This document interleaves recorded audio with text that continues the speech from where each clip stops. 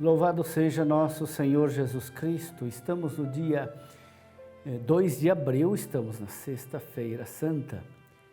E o Evangelho de hoje é a Paixão segundo o Evangelho de João.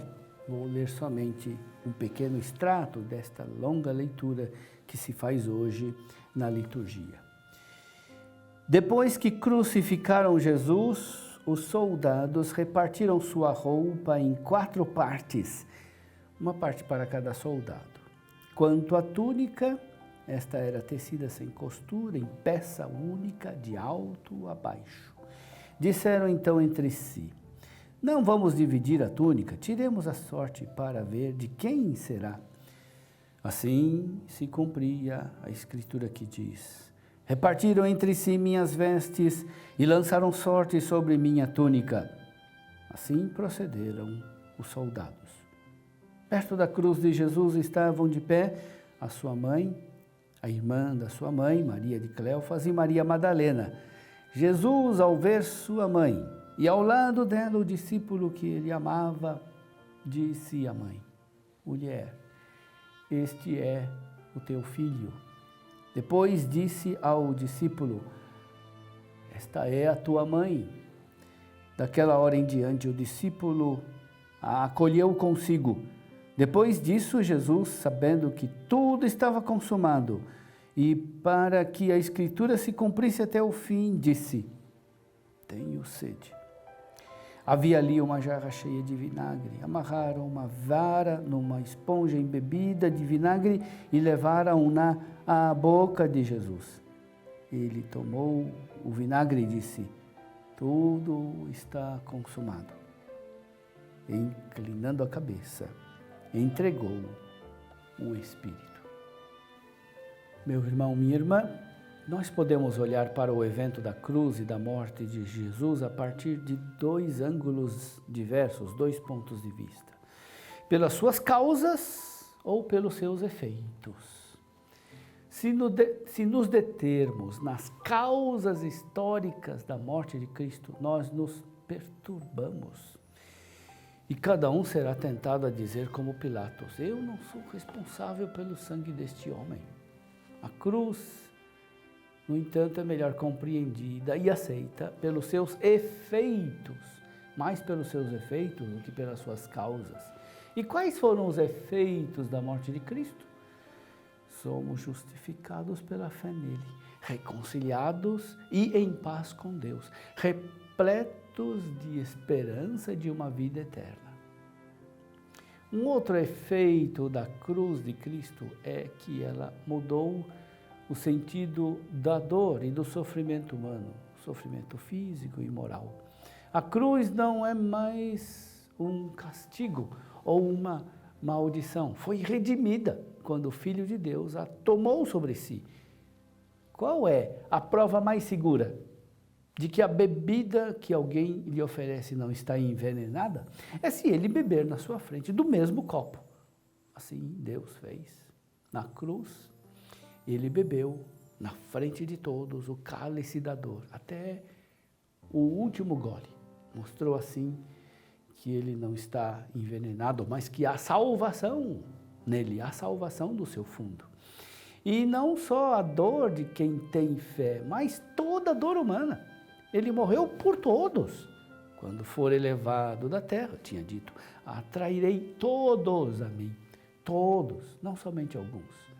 Sofrer, escrevia São João Paulo II, o seu leito no hospital, após o atentado, significa tornar-se particularmente receptivo, particularmente aberto à ação das forças salvíficas de Deus, oferecidas em Cristo, de sacramento universal de salvação para o gênero humano. Qual é a luz que tudo isso lança sobre a situação dramática que a humanidade está vivendo? Também aqui, mais do que para as causas, devemos olhar para os efeitos. A pandemia do coronavírus nos despertou bruscamente do delírio da nossa onipotência. Temos a ocasião de celebrar este ano um especial êxodo pascal, o êxodo do exílio da consciência. Bastou o menor e mais informe elemento da natureza, um vírus, para nos recordar que nós somos mortais, que o poderio militar e a tecnologia não bastam para nos salvar. Conforme diz o Salmo, não dura muito o homem rico e poderoso, é semelhante ao gado gordo que se abate. E é verdade. Enquanto pintava os afrescos da Catedral de São Paulo, em Londres, o pintor James Thornhill, a um certo ponto foi tomado por tanto entusiasmo por um afresco seu, que afastando-se para vê-lo melhor, não percebia que quase despencava no vão do andaime. Um assistente horrorizado entendeu que um grito de chamada seria apenas acelerar o desastre. Sem pensar duas vezes, ele molhou um pincel na tinta e o arremessou contra o afresco. O mestre, assustado, deu um passo adiante. A sua obra estava comprometida, mas ele estava salvo. Assim Deus às vezes faz conosco. Confunde os nossos projetos e a nossa tranquilidade para nos salvar do abismo que nós não estamos vendo. Mas cuidado, para não nos enganarmos. Não foi Deus que arremessou o pincel contra o afresco de nossa orgulhosa civilização tecnológica. Deus é nosso aliado, não é aliado do vírus. Conforme diz Jeremias, eu tenho um desígnio de paz, não de sofrimento. Se esses flagelos fossem castigos de Deus, então eles não teriam sentido, porque eles caem igualmente sobre bons e maus, principalmente sobre os pobres, que são geralmente os mais prejudicados. Seriam eles mais pecadores do que os outros? Não. Aquele que chorou um dia pela morte de Lázaro, chora hoje pelo flagelo que caiu sobre toda a humanidade. Sim, Deus sofre como todo pai, toda mãe que perde seu filho, sua filha. Quando nós descobrirmos isso um dia, teremos vergonha de todas as acusações que fizemos contra Deus. Deus participa da nossa dor para superá-la. Conforme disse Santo Agostinho, Deus, por ser soberanamente bom, nunca deixaria qualquer mal existir em suas obras, se não fosse bastante poderoso e bom para fazer resultar do mal o bem. Será que Deus Pai quis a morte do seu filho a fim de daí tirar o bem? Não, simplesmente permitiu que a liberdade humana fizesse o seu percurso, contudo, fazendo-a servir ao seu plano, não a dos homens. Isto vale também para os males da natureza, como terremotos e pestilências. Deus não os provoca. Ele deu à natureza uma espécie de liberdade, claro, qualitativamente diversa daquela liberdade moral do homem, mas ainda assim sempre uma forma de liberdade de evoluir segundo suas leis de desenvolvimento. Não criou o mundo como um relógio pré-programado em cada mínimo movimento. É aquilo que alguns chamam de acaso e que a Bíblia chama, ao contrário, de sabedoria de Deus. Outro fruto positivo da presente pandemia é o sentimento de solidariedade. Quando foi, desde que há memória, que os homens de todas as nações sentiram-se tão unidos, tão iguais como neste momento de dor? O vírus não conhece fronteiras. Em um segundo abateu todas as barreiras e as distinções de raça, de religião, de poder. Como tem nos exortado o Santo Padre, não devemos desperdiçar esta ocasião. Não deixemos que tanta dor, tantas mortes, tanto esforço heróico por parte dos profissionais da saúde tenha sido em vão. Esquecimento disto, perder a oportunidade, é esta recessão que mais devemos temer. na Escritura diz, transformarão as suas espadas em arados e suas lanças em foices. Não pegarão em armas uns contra os outros e não mais travarão combate. É o momento de tornar real algo desta profecia de Isaías, da qual a humanidade desde sempre aguarda o cumprimento. Demos um basta à trágica corrida às armas.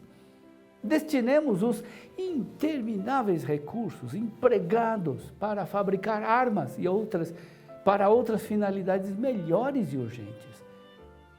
Usar os recursos dos armamentos, para a saúde, o saneamento, a alimentação, o cuidado da criação. Deixemos à próxima geração um mundo mais pobre de coisas, de dinheiro, porém mais rico de humanidade. A palavra de Deus nos diz qual é a primeira coisa que devemos fazer em momentos como este: gritar a Deus.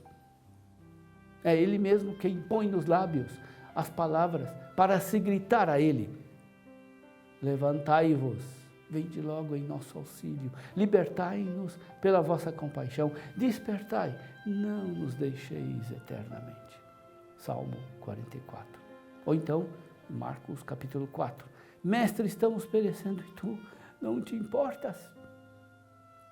Será que Deus ama ser implorado para conceder os seus benefícios? Será que a nossa oração pode fazer Deus mudar os seus planos? Não, mas há coisas que Deus decidiu nos conceder como fruto de nossa oração, quase como para compartilhar com as suas criaturas o mérito do benefício recebido.